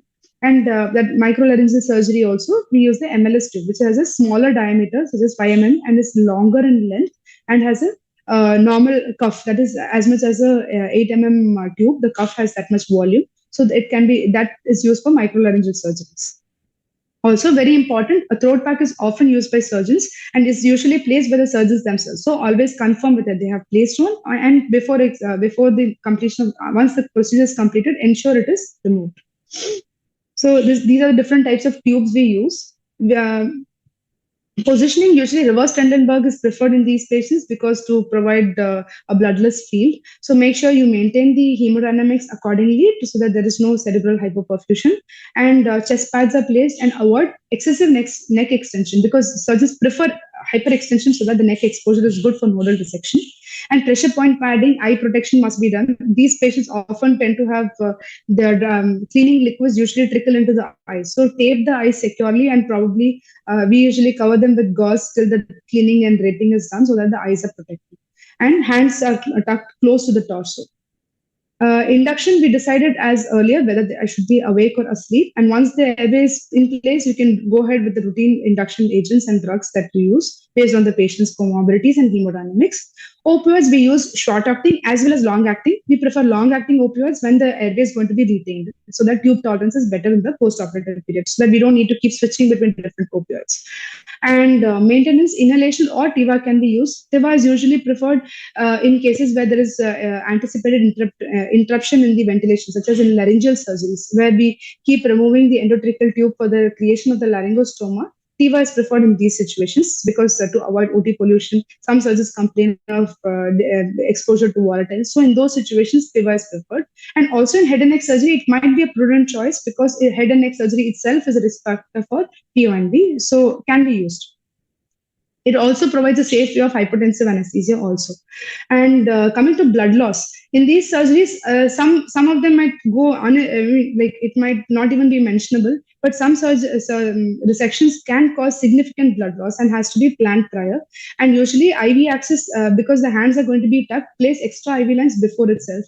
And in surgeries that will require a free flap, discuss with the surgeon as to which limbs can be used for IV cannulation or for even arterial line placements. Make sure of these points of discussion before itself so that we avoid any accidental tricks.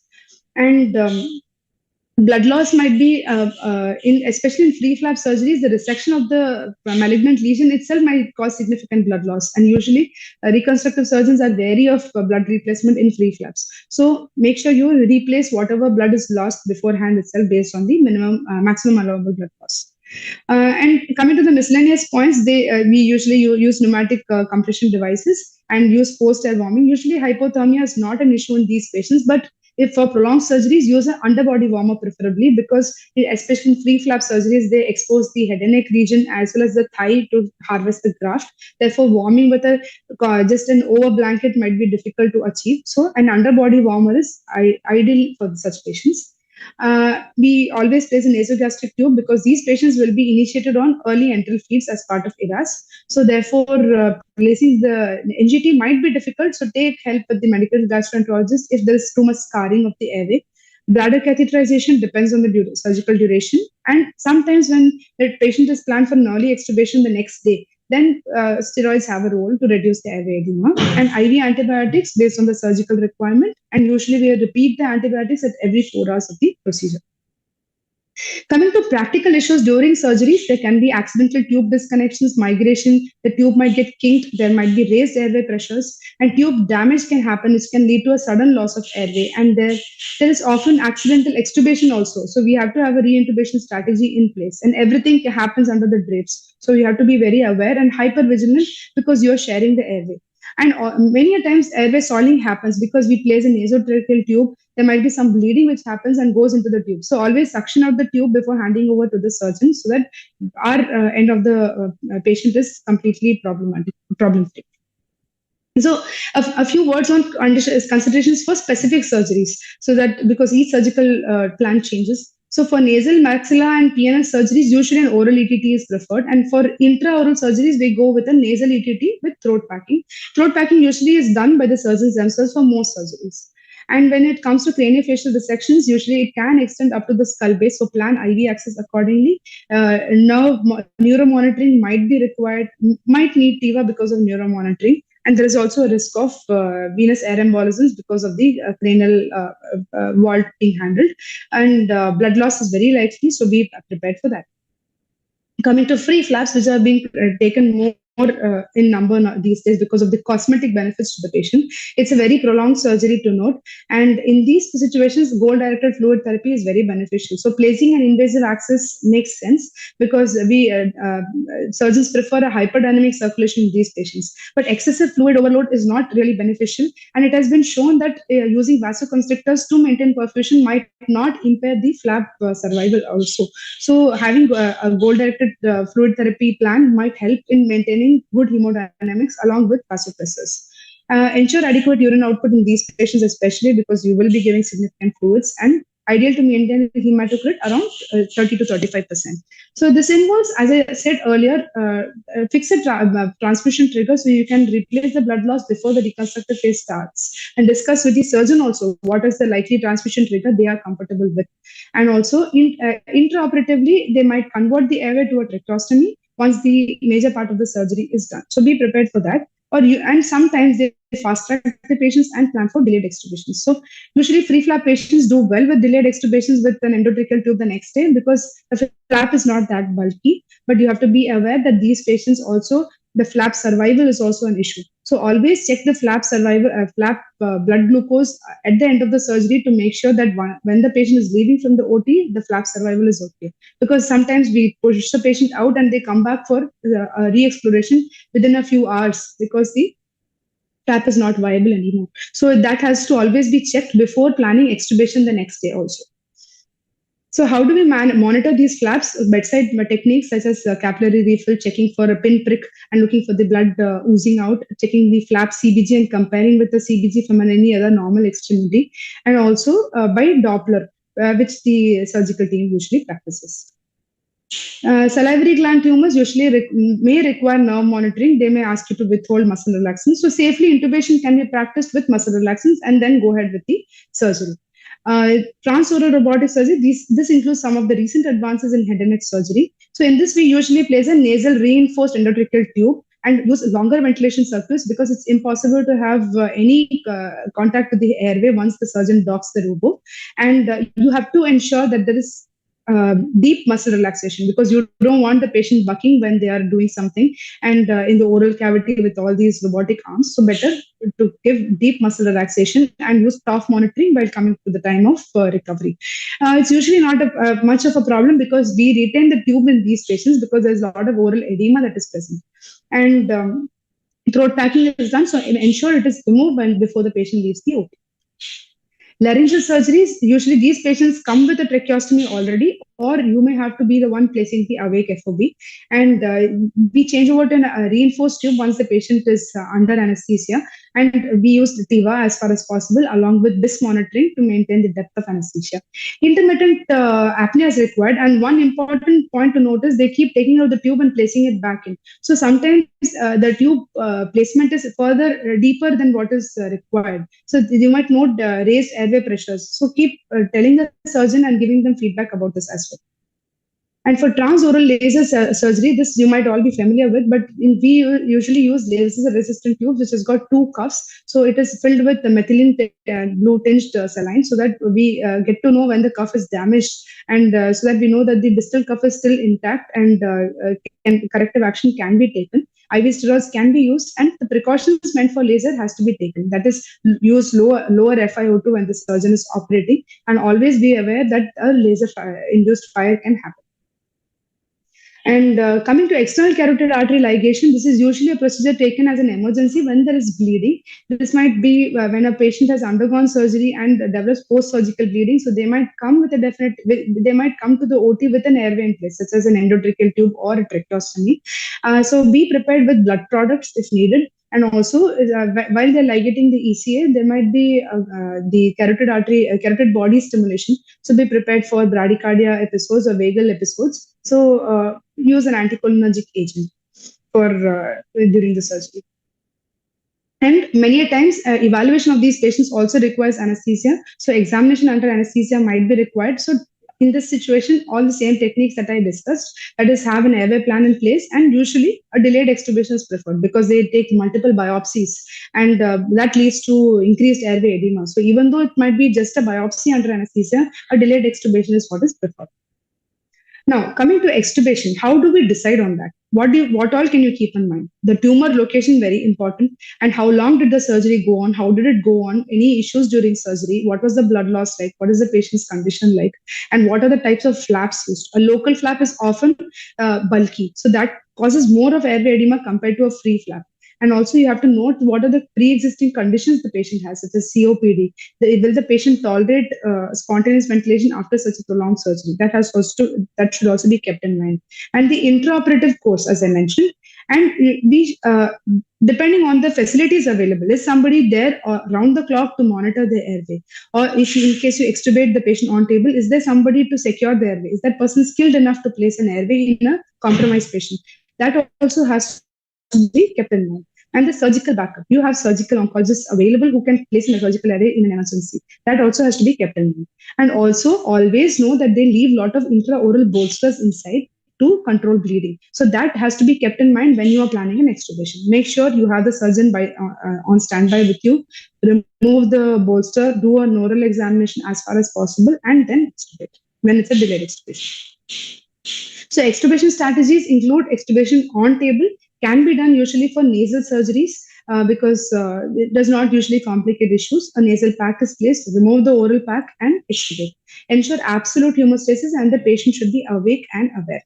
Delayed extubation, when, as I said earlier, where oral surgery's significant edema is anticipated, extubate on the next day with a retained nasotracheal tube and make sure that the oral packs are removed. And when there is a tracheostomy, retain and wean as routinely as you would do. Where there is need for postoperative ventilation, based on usual clinical practices, that can be continued. And where you have a retained ETT and tracheostomy, patients usually find it difficult to tolerate. So you can nebulize it with 4% lignocaine to ensure tube tolerance. And here is where longer acting opioids are very useful to maintain the tube tolerance. And cuff pressure should be checked, and when the patient is awake enough in a tracheostomy tube, the cuff should be deflated so that tracheal necrosis doesn't happen. So post-operative care, routine post-operative care is ensured.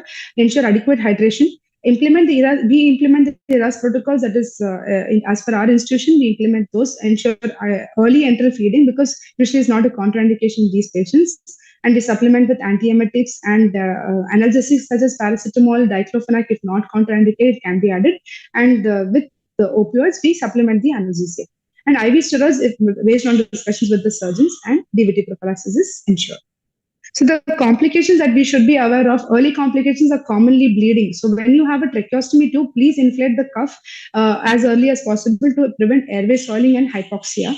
And usually there can be edema when you extubate and there is respiratory distress. And often in flap patients, flap failure is a common complication. So they might come in untimely hours, so be aware of that also.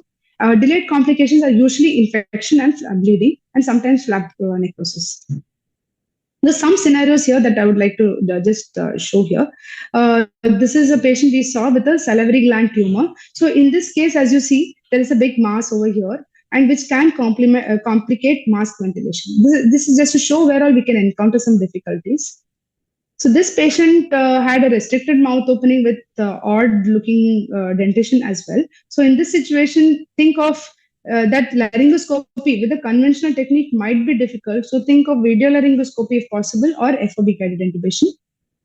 This is the patient with a bulky tongue. So he is the Mallampati classification is also not very favorable. So in this patient, we chose video laryngoscopy to intubate. And this patient has a hard palate mass, which is friable and likely to bleed. So better to stay away from it as far as possible. So video laryngoscope might help, or going with an FOP. And this is a patient with a very bulky ulceroproliferative growth in the tongue, very likely to bleed, and laryngoscopy might not be possible also. So definitely go with awake FOP. This patient has a restricted mouth opening, but it can be possible to intubate with laryngoscopy in the direct laryngoscopy, but also have a VLS backup. And this patient there has an oropharyngeal growth, as you can see here, there is an oropharyngeal growth over here. So better would be to attempt a fiber optic intubation, because passing the tube might be difficult, or even doing laryngoscopy might be difficult. So I have a few scenarios that we faced in our practice. So I would just like to tell you how I did it in these scenarios. So the first patient was a 52-year-old male who presented with an incidental neck node. And actually, he had gone for an OGD-scopy for evaluation of gastritis. And that's when they noted a vallicular mass. So after that, he was planned for a robotic transoral robotic surgery and neck dissection. He had no comorbidities. So we saw the OGD imaging, which showed a significant vallicular mass. But still, the anesthesiologist planned to do a check video laryngoscopy under sedation. So video laryngoscopy showed that that kind of an intubation would not have been possible. So an awake intubation only would be, a fiber optic intubation would be the most safe way to go about it. But once we attempted the fiber optic intubation, there was significant bleeding because of the video laryngoscopy itself.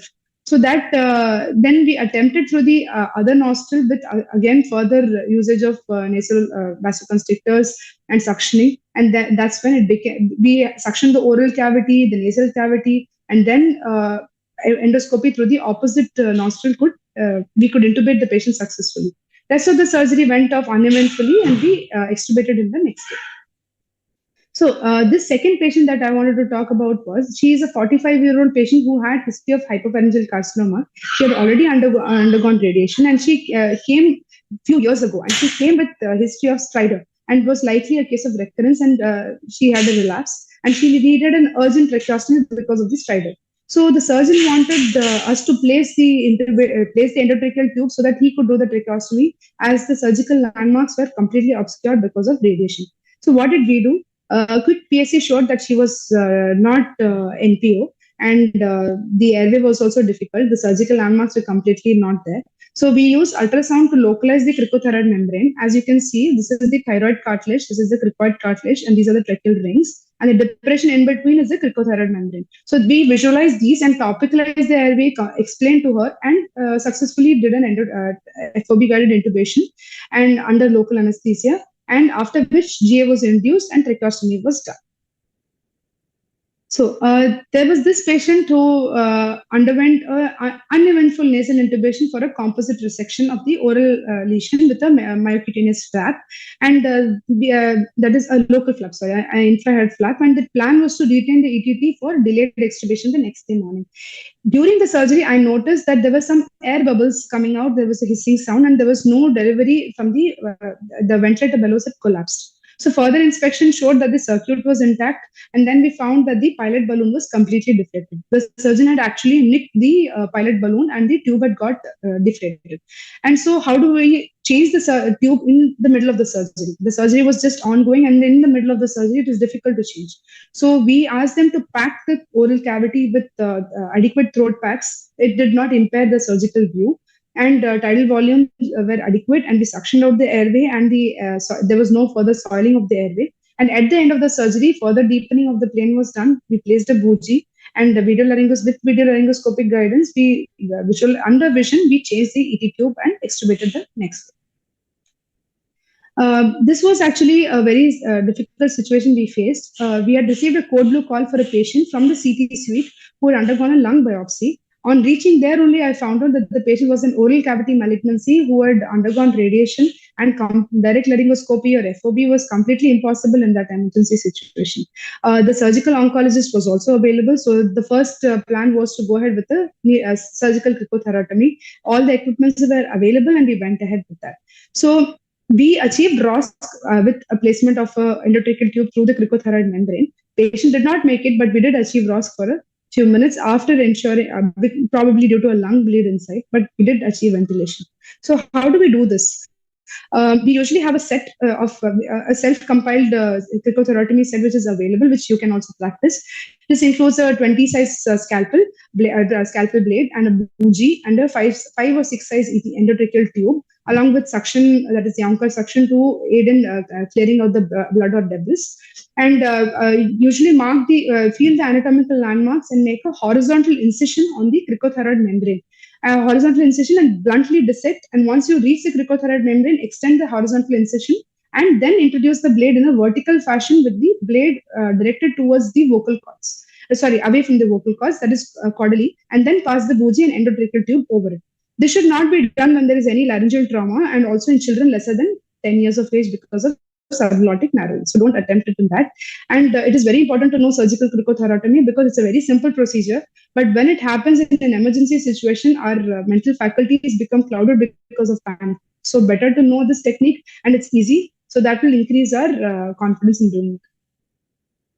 Lastly, I would like to discuss about this one patient we had retained in the ICU for free flap monitoring, and subsequently he developed a surgical site infection, and suddenly he had a torrential bleed. There was an oral cavity bleed because of some sort of erosion which had happened internally, and we could not make out the site of bleeding outside, and he had aspirated a lot of blood. So the first step, and he coded because of that. So the first step to here was to inflate the tracheostomy tube and achieve airway control, and patient achieved ROSC after that. So always remember, when there is a tracheostomy tube in situ and patient has arrested, please inflate it to ensure that you achieve ventilation, because sometimes in these situations it's a hypoxic arrest.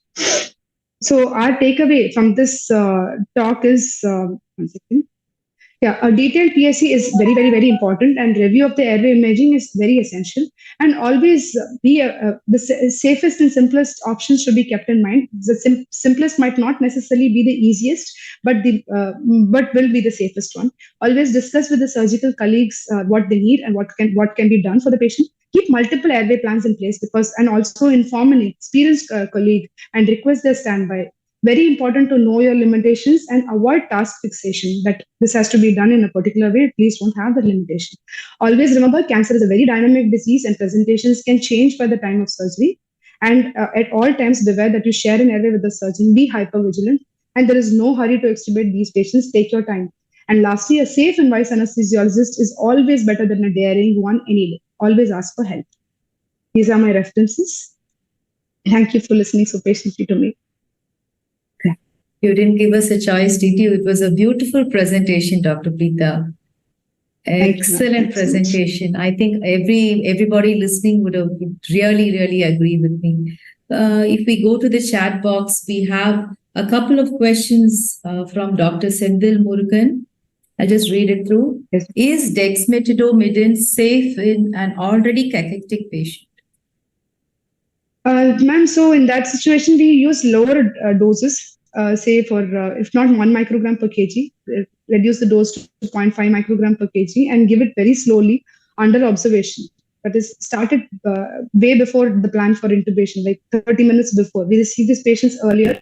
There might be some delay in starting the case, but we receive them earlier and sedate them a bit earlier, because patient cooperation is a must when planning an awake intubation.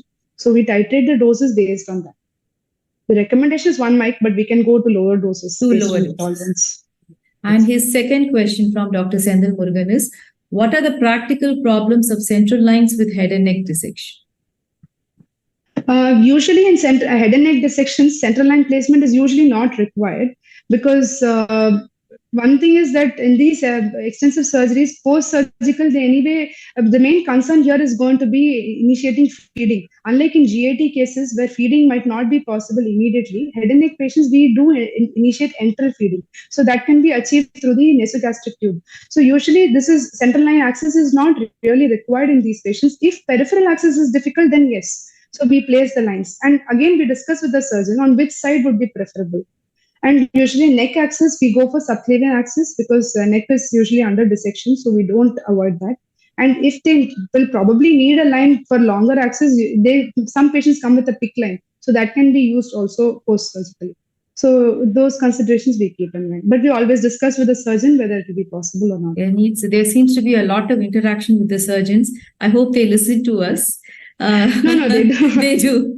Good. The third question from Senthil Murugan, not exactly a question. He says surgeons do the tracheostomy post-operatively for some patients, which they decide pre-op itself. Being a shared airway, is it not good for the patient and for us in a difficult airway to go for pre-op tracheostomy rather than post-op tracheostomy? That's a valid point, but having a tracheostomy before doing the surgical reconstruction becomes difficult to handle the tissues. For them to create the flap and do the dissection becomes difficult.